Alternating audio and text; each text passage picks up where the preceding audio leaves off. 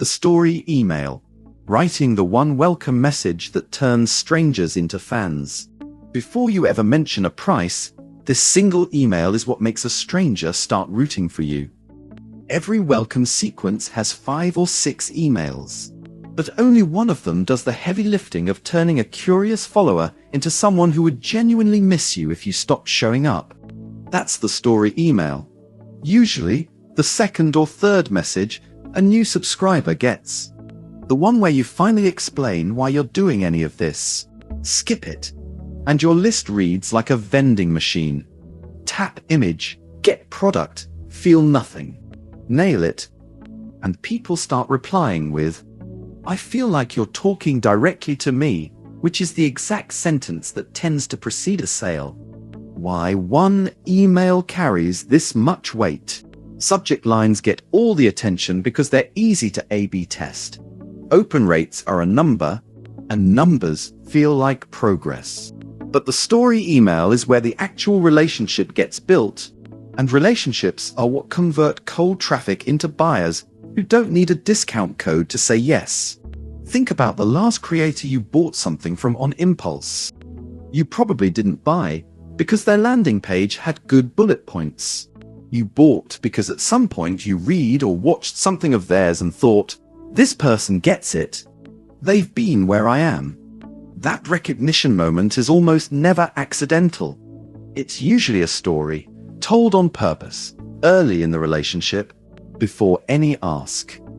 This matters even more for creators selling directly, because the entire premise of a link in bio storefront is that a stranger clicks once and decides in seconds whether to trust you with their card. If you've already done that trust building in their inbox, the storefront visit is just a formality. If you haven't, the visit is a cold pitch to someone who barely knows your name. The 4-part structure that actually works. Origin stories fail for one of 2 reasons. They're too vague, "I've always been passionate about helping people," or they're too long, wandering through a full biography when the reader only needs the part that's relevant to them. The fix is a tight, 4-beat structure that fits in 200 to 350 words. The relatable mess. Open on the specific, unglamorous moment before you had it figured out. The spreadsheet that crashed. The client who ghosted. The 2 a.m. scroll through job listings. Specificity is what makes it feel true. The moment something broke. The exact point where the old way stopped working. This is your inciting incident, not a slow fade. Give it a date, a place, a number. The turning point.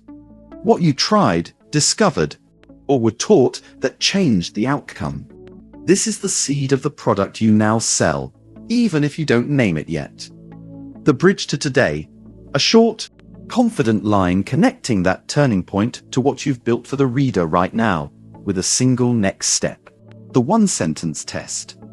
If you can't summarize your story email in 1 sentence that contains a concrete detail, a number, a place, a specific failure, it's still too generic to publish. Rewrite until it passes. Phrasing that builds trust versus phrasing that kills it. The words you choose in a story email do more work than the plot itself. Vague, inflated language reads as marketing even when the underlying story is true. Specific, plain language reads as honest even when the story is ordinary. Here's the difference side by side. Notice the right column never uses the word journey and never claims a feeling, amazing, incredible. It just states what happened and lets the reader supply the feeling. That restraint is what separates a story that lands from one that reads like an ad. Where this email sits in the sequence. Placement matters as much as the writing. Email 1 should over-deliver value with 0 ask, a genuinely useful tip, checklist, or the lead magnet they signed up for. Email 2 or 3 is the story email, arriving once the reader has already gotten something free from you and is primed to wonder who sent it. Only after the story lands should email 4 or 5 make the offer, and even then the offer should reference the story. Remember the spreadsheet I mentioned? Here's the finished version. If you're building this out for the first time, it's worth looking at a live example store to see how a creator sequences free value, story, and offer across a real product page rather than in the abstract. A worked example with numbers. Say you sell a $27 Notion planner for freelance designers. Email 1 delivers a free one-page client intake template, no pitch. Email 2 is the story. The month you missed a deadline because you had client notes scattered across 4 apps. The client who quietly stopped referring you afterward. And the weekend you built the first version of the planner just for yourself. Email 3, sent 2 days later, makes the offer and links straight to your product page. Creators who run this exact sequence often report their story email getting 20–40% higher click-through than their pitch email, purely because people click to read more about someone they now feel invested in, not because a discount was dangled. Cut the first paragraph. Most drafts don't actually start until paragraph 2. Replace every abstract noun, journey, passion, transformation with a concrete detail. Name one specific number. A date, a dollar amount, a follower count, a length of time. End with a single next step, not 3. Link to one page, one product, one action. Read it aloud once. Awkward sentences reveal themselves instantly out loud. Send it to one real subscriber first and ask, does this sound like me?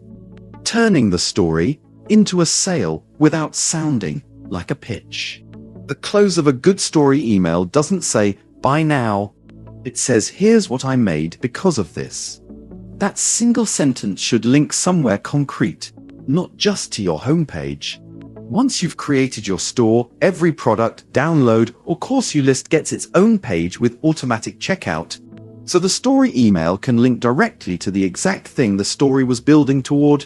No detour, no extra click to figure out what you're selling.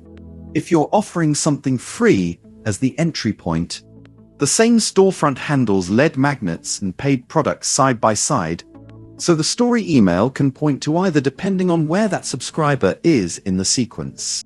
It's also worth timing this against your broader plan rather than treating it as a one-off. A story email written for a $9 template reads differently than one written to introduce a $200 cohort course. The stakes of the mess should roughly match the stakes of the solution. If you're still deciding what to sell and how to price it, the Pro Plan page is a useful gut check for what tools you'll need: discount codes, a customer list, broadcast emails. Once the story email starts actually converting, people don't remember your bullet points.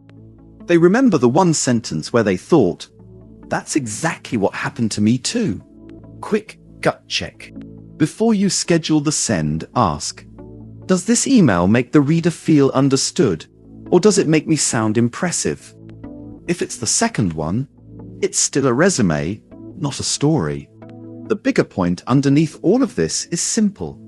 A welcome sequence is only as good as the store it eventually points to.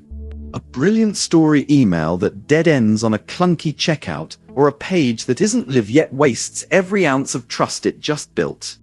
That's the real reason to get the storefront side sorted before you invest hours perfecting this one message. Store.fan exists specifically so that the moment a reader clicks through from an email that moved them, the very next thing they see is a clean, instant checkout page for the exact product the story pointed to, not a broken link or a 5-step detour. Key takeaways. The story email isn't autobiography. It's a mirror that shows the reader their own struggle back to them. It works best as email 2 or 3. After a value-first welcome, before the first pitch, one turning point, one specific sensory detail, one clear bridge to what you built. That's the whole structure. Read it out loud before sending.